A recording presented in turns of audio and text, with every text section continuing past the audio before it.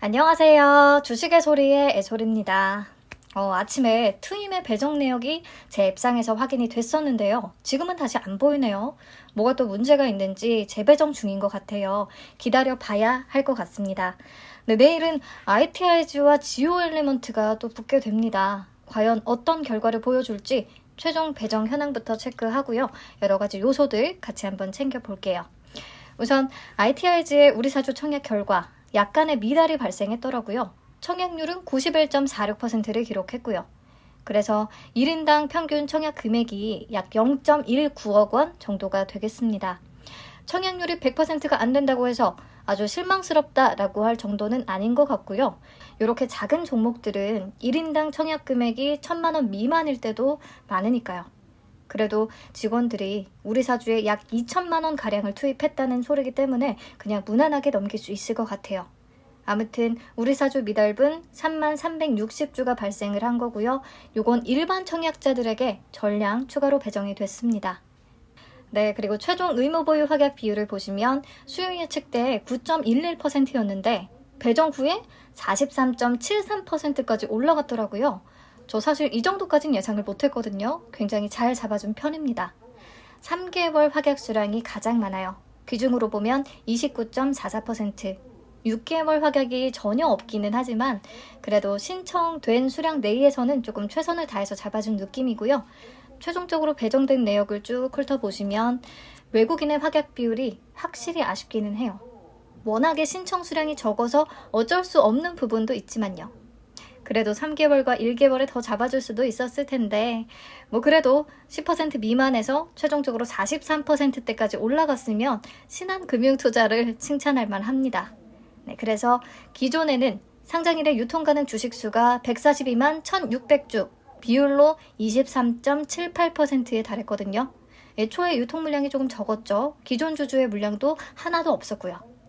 여기다가 최종 확약 비율을 적용을 하니까 102만 주까지 줄어들었고요. 비율로는 17.14%가 되겠네요. 디어유도 17%대를 기록했었는데 ITIG도 유통 물량 측면에서 굉장히 좋은 편이네요. 금액으로 계산하면 146억 원, 100억 원대 밖에 안 됩니다. 다음, 상장일에 매각 가능한 주체별 비율을 따져보면요. 일반 청약자가 46.32%로 가장 높고요. 그 다음이 국내 기관 투자자 35%가 되겠네요. 기존 주주가 없고요. 유통 물량이 적은 편이니까 조금 대동단결 필요한 종목이 될 것 같아요. 시초가에 싸게 팔지 않기. 네, 여기다가 추가로 출하될 가능성이 있는 물량은요. 미전환 전환상한 우선주 20만 주 가량이 존재하기는 합니다. 상장 주식 총수 대비해서 3.35%에 해당하는 수량인데요. 전환권이 행사가 되면 보통주가 그만큼 늘어나기 때문에 주가 희석 위험이 있다는 것은 알고 계셔야겠어요. 네, 그럼 이론적인 주가 참고하시라고 계산 한번 해보도록 하겠습니다. 이 가격대에 팔라고 말씀드리는 게 절대 아니고요. 나중에라도 거품이 빠지고 다시 접근을 하실 때 참고용으로 보시라고 말씀을 드리는 거예요. 자, 유사 기업은 웹캐시와 위세하이텍 그대로 활용을 했고요. 여기에서 위세하이텍의 PER이 투자 설명서에 기재됐던 것보다 굉장히 높게 계산이 됐어요. 왜냐? 제가 오늘 오전에 기준의 시가총액과 2021년 상반기 연환산 순이익을 적용해서 계산을 한 거거든요. 그만큼 최근 주가가 좀 많이 올라왔다는 뜻이죠. 위세하이텍이 AI와 빅데이터를 중심으로 하는 기업인데요. 요즘에 AI 쪽이 조금 좋게 평가가 되면서 주가가 올라온 것 같아요. 아무튼 그래서 평균 PER이 35.16배로 높아졌어요. ITIG의 2021년 상반기 연환산 순이익에다가 이 펄을 적용을 해서 계산을 하니까 주당 평가가액이 27,100원이 나오더라고요. 공모가 대비 89.51%나 상승한 수준이거든요. 아무래도 위세하이텍 퍼가 높아진 영향이 굉장히 큰 거겠죠.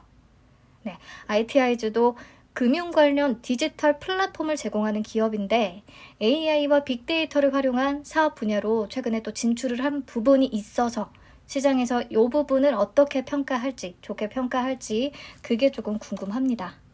네, 아무튼 중요한 건 유통 가능 금액이 100억 원대라는 것이 중요한데 2021년 상장한 종목들 중에서 100억 원대였던 IPO들은 하나 빼고는 다 따상을 잠깐이라도 기록을 해줬거든요. 가장 최근에 상장한 피코그램까지. 그래서 이 부분이 가장 기대가 되기는 합니다.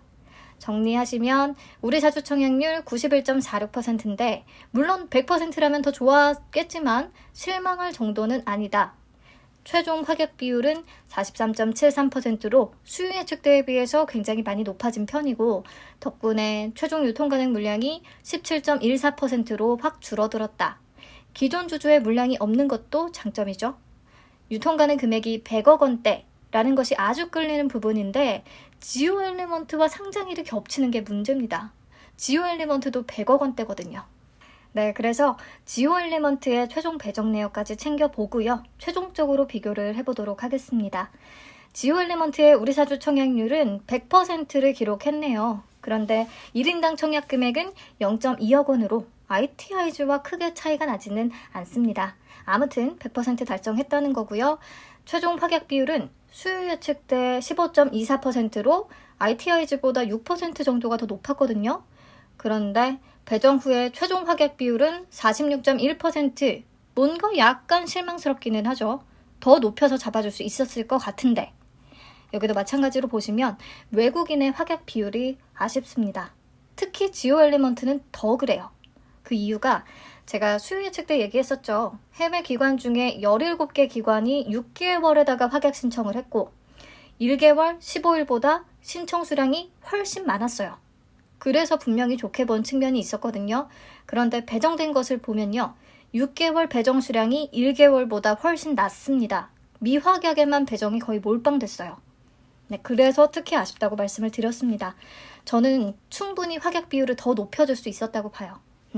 아무튼 이걸 적용을 해서 유통 가능 비율을 한번 계산해 볼게요. 여기도 유통 물량 측면에서 분명히 강점이 있었죠. 기존에도 24%밖에 안 되는 수준이었고요. 기존 주주의 비율도 1.3%로 낮았어요. 여기다가 확약 비율을 적용을 하니까 최종적으로 16.44%까지 줄어들었네요. 금액으로 계산하면 102억 원 정도밖에 안 됩니다. 네, 다음 상장일에 매각 가능한 주체별로 비율 따져보면요. 국내 기관이 45.01%로 가장 높네요. 그 다음이 일반 청약자고요. 네, 여기도 마찬가지로 조금 대동단결 필요한 종목이 되겠어요. 그리고 추가로 출회 가능한 물량이 없는지 체크하자면 미행사 주식 매수 선택권 총 36,520주가 있습니다. 다행인 건 상장 주식 총수 대비해서 0.59% 수준밖에 안 되더라고요. 그래서 크게 신경 쓸 정도는 아니니까 체크하시면 되겠고요. 지오 엘리먼트도 이론적인 주가 계산 한번 해보도록 하겠습니다. 유사 기업은 투자 설명서 그대로를 활용했고요. 마찬가지로. 그런데 반도체 업황이 지금 좀 좋지가 않아서 그런지 오늘자 기준의 시가총액과 2021년 상반기 연한산 순이익을 기준으로 계산을 했더니요. PER이 투자 설명서에 기재됐던 수치보다도 조금씩 다 낮아졌어요. 그만큼 최근에 주가가 하락세를 보였다는 뜻이죠.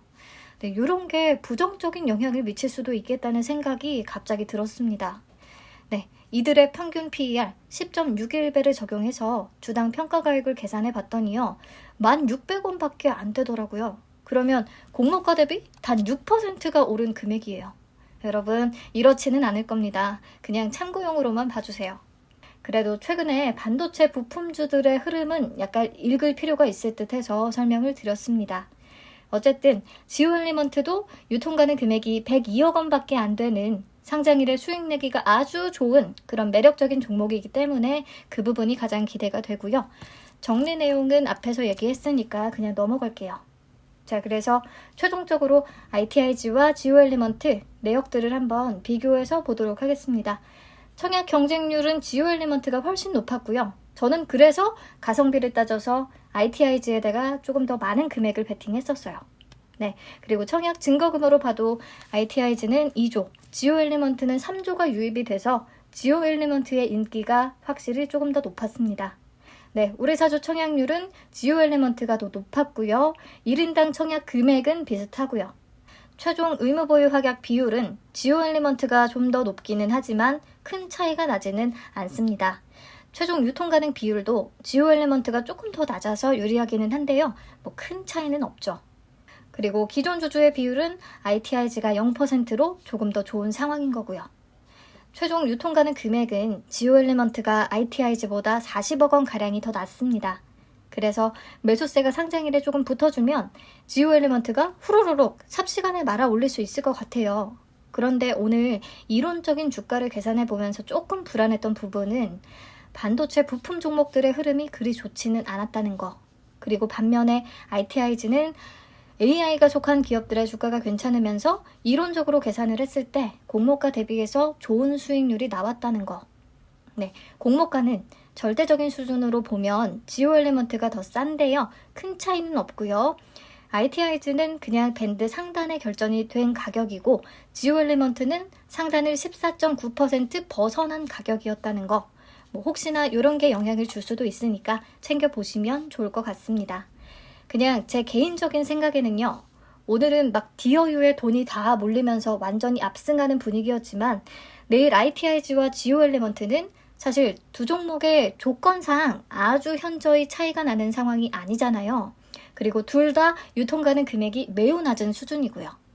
그래서 자금이 어느 정도만 나뉘어도 둘 다 좋은 성과를 내줄 수 있을 거라고 생각을 합니다.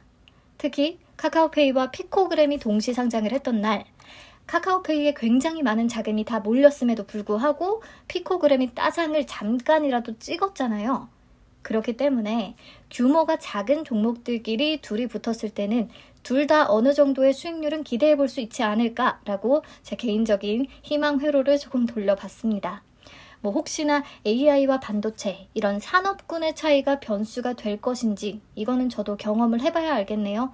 공모주는 이런 것보다는 앞에서 봤던 수치들의 심리에 더 영향을 주게 되니까요. 어떨지 저도 확실히는 모르겠어요. 네, 아무튼 두 종목 모두 좋은 성과가 있기를 바라며 영상은 여기서 마치도록 하겠습니다. 안녕.